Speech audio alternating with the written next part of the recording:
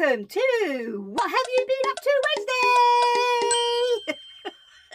Sorry, as you can hear, yeah, again. Okay, so today is, I have written it down, Wednesday, the 16th of November, 2022. I'm Davina, and this is Little Workroom Crafts. And there is my little partner in crime. He's obviously going to be up to something soon. Right then, I'm doing this early because I don't want to be interrupted by the banging. So hopefully I've done this right. Oh, and also I've got to go up to the post office in a minute as well. Right then, so we've got quite a few this morning, which is really, really great.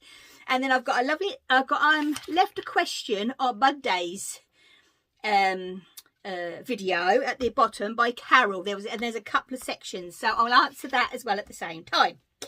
Okay then, so you only saw me Monday, and it's Wednesday today. I have got to finish. Still waiting for my needles, but apparently they should have been here yesterday, today or tomorrow. Fingers crossed they'll be here today. That's all I'm going to say. I've already got my yarn because I got two lovely surprises in the post yesterday, and I got a lovely surprise in the post on Monday, which you will see all next week on the nicest, and obviously there will be a naughty as well. Anyway, let's hop right in, shall we? So, in the What Have You Been Up To's, we have 1, 2, 3 crochet and a knit. Okay then, right. So let's go. Let me move to one side and we go on this side. There we go. So I can put all the pictures up there, and if I have to, I'll put them over the screen as well. Right then, okay. So first of all, my lovely friend Emma. Hi Emma. Now this is, oh wow, a beautiful granny square blanket. And it is actually for her friend for Christmas. He does know about it, but, you know, even so. And this is actually a work in progress. And I did say to him, we were messaging each other yesterday, I said, well, I'll show the work in progress. I just think it's a brilliant idea. So we actually see the progress of it all as well. And then when it's actually completed, she will send over a photograph of it all finished. I was sat doing my Rebecca's blanket yesterday because obviously I'd finished one of my knit. Well, you're going to guess which one it is because it ain't going to be the shawl, is it? So, finish the socks. So, there you go. I've told you. And, yeah, and that's really coming along. So, fingers crossed I'll be having that finished soon as well. And, but, oh, Emma, it is absolutely gorgeous. I love the colours. It looks like a Stylecraft special yarn, which is, let's face it, are all our favourites, isn't it? In the old blanket and anything, really. It's an all-rounder, isn't it? DK, all-rounder. And wow, all I can say is he is absolutely going to love this blanket when he opens it on Christmas Day. So Emma, well done, absolutely lovely. So, but I say, please send me in a photograph of a finish because I think we'd all love to see that too. Okay then, second up is the lovely Jackie. These are amazing, absolutely amazing.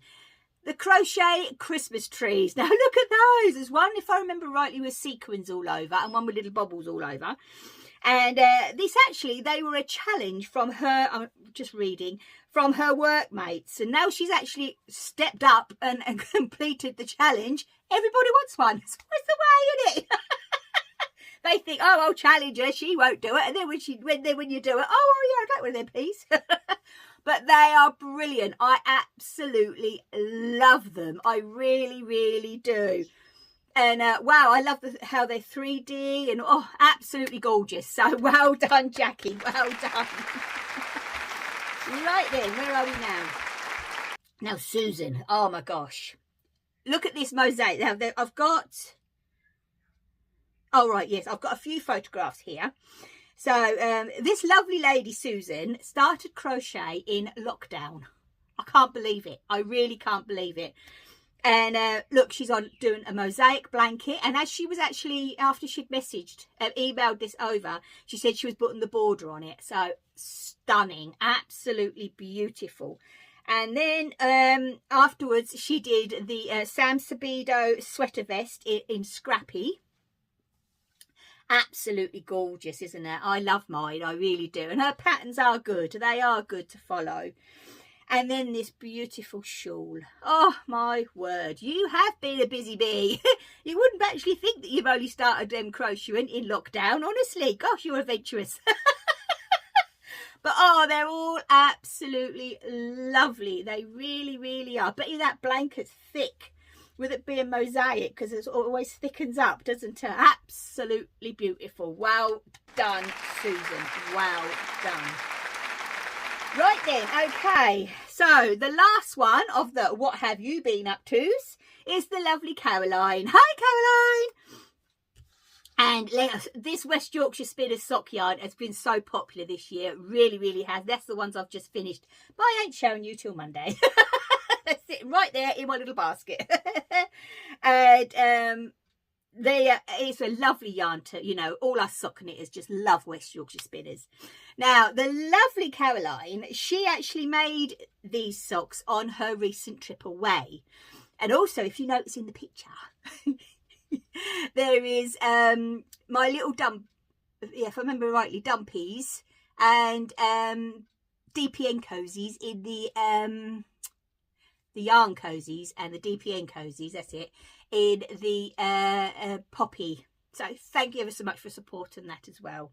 But oh, I tell you what, they have been so much fun to knit, haven't they, Caroline? They really, really have. I just can't wait till next year's already.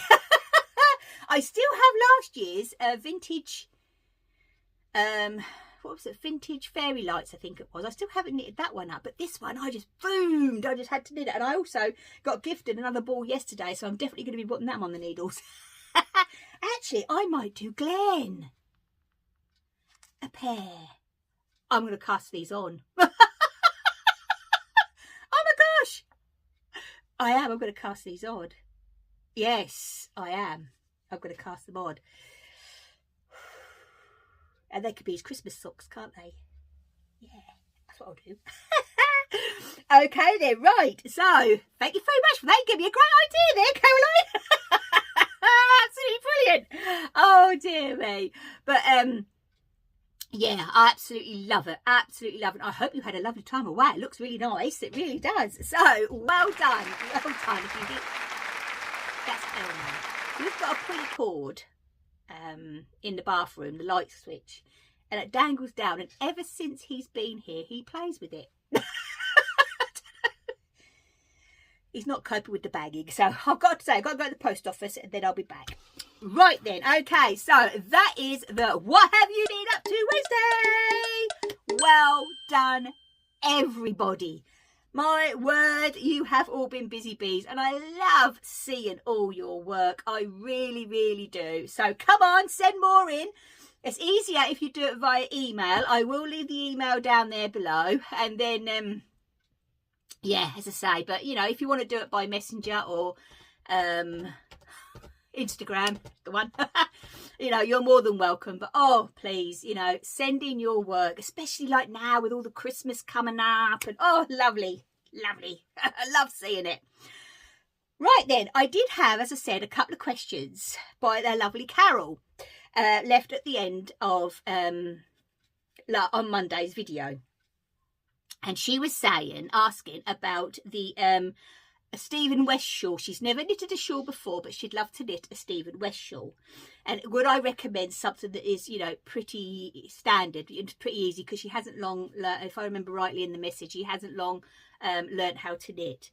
Now, I would say I knitted this absolutely years ago, and it is a Stephen West, and it's a free pattern on Ravelry, and it's called the Boneyard. And if I remember it rightly, it's all garter stitch, but at least you'll get the because it starts here. It's me going like that. I'm sure it starts there and goes anyway. Yeah, and at least you'll get to know about the increases and the way he works on a free pattern, basically, because as you all know, our Stevie Westy, my honey, his shawls are a work of art, absolute work of art. Now, another one that I have made, now this is a paid for, and it is an easy one, but I will say to you, Carol, Stephen West, he loves his I-cords. He absolutely adores them. He likes them to cast on. He likes them up the sides. He likes them to cast off. So, if I remember rightly, I can't remember having the I-cord on the boneyard, but don't hold me to that one. But as I say, most of these other ones do have them. If not, all of them do. And because the boneyard is an old pattern, but this but so if you've never done an I-cord, it's simple to do. It really is. Don't be afraid of it. It's so simple. But what I would advise to do is go onto a YouTube tutorial, and I'm sure Stephen might have one. He might have one. If not, there's plenty out there. But a lot of them will say get a cable thingy. Do it on a DPN. Do you know what I mean? On a little pair of DPNs, it's easier, and it's not. You don't have to slide as far. That's all I'm going to say. That is my personal advice. But would it have been about 3 years ago now? I think everybody would remember. I actually got and knitted his painted honeycomb shawl. It's a great stash buster. I used up all minis from, actually these minis I used were from Lay Family Yarns and from Mr. and Mrs. Rabbit, because Lay Family Yarns is the lovely Kelly. Hi Kelly. And Mr. and Mrs. Rabbit Yarns is Claire, which is no longer dying, but obviously Kelly is. Kelly's got beautiful yarns. But this, I will say, if I got that right way round, let's have a look. I've got just this minute got it off my thing. There it is, that way round. It might look complicated, but trust me, it is as simple as they come. It's basically garter stitch, stocking stitch and slip stitches. That's all it is. And yet again, as I say, he has his, oops, sorry Elmy, good boy. See, he likes his I-cords. He just loves them. And I must admit, I will say, it does finish off a shawl absolutely beautifully. It really, really does. This is the large. And as you can see, it's enormous. It really is. But on the colder evenings and that, or colder in the afternoon when I'm sat downstairs, I have this on my shoulders and it's absolutely gorgeous. The actual blue is a Cascade 220 actually, which I did order from Wool Warehouse, I think, but it's all done in 4-ply. But I will say it is a brilliant stash buster, as I've just said. And, you know, if you can do all those, then give it a go, because it is an easy one to do. And because you're changing colours after every honeycomb, it seems to fly. It really, really does seem to fly. Right then, so also she asked, what was the make of my iron? Because she must have noticed it when I did the little tutorial on the bonded applique. Well, here she is. She's called, and the cable on this iron is absolutely phenomenal. Look how long it is. Now, it's called the, where am I? The oliso, whatever it is, smart iron. If you notice, there's a foot here, there's a feet here, so, and it's a soft touch at the top here. Now, you can turn that off if you don't want it. To do that, but I like it. It is quite a heavy iron, I will say. I love it because the cable's at the back, because I am a lefty, so having the cable on the other side, it always used to get in the way. But and it's a good rotating, it rotates 360 degrees all the way around. It does have steam if you want. I don't use steam on anything, me. So, you know, being an actual quilter, we don't use steam, and I just don't use steam. If I do have to dampen anything off, I do use my best press. This is absolutely amazing stuff. And I'd rather put a couple of squirts of that on a piece of fabric that I can't get the thingy out than using steam in my iron. But that's just me. But the steam on the bottom, as you see, there is a lot of holes, and it's all the way around there like that. So when you touch it, the feet go up, and then you, what's the name? When you let go, the feet come up. There is loads of settings. There's synthetics, wool, silk, and then the linen and cotton, which is the one I use. It took some doing to try and get this iron. I have had it now, I've got to be 4 years. It's got to be 4 years. So I know I saved hard for it. And that is the best iron I've ever used, I will say. It's only up here. That is for my workroom. It is for the bags and my work. But it's absolutely lovely. It really is. And I got mine from Quilt Direct, which is down in Cornwall, Devon Way, I think, over the other side. They're a brilliant company to deal with. They were the cheapest in this country. And they also were, that was their line, and they also were the only ones that had one in stock.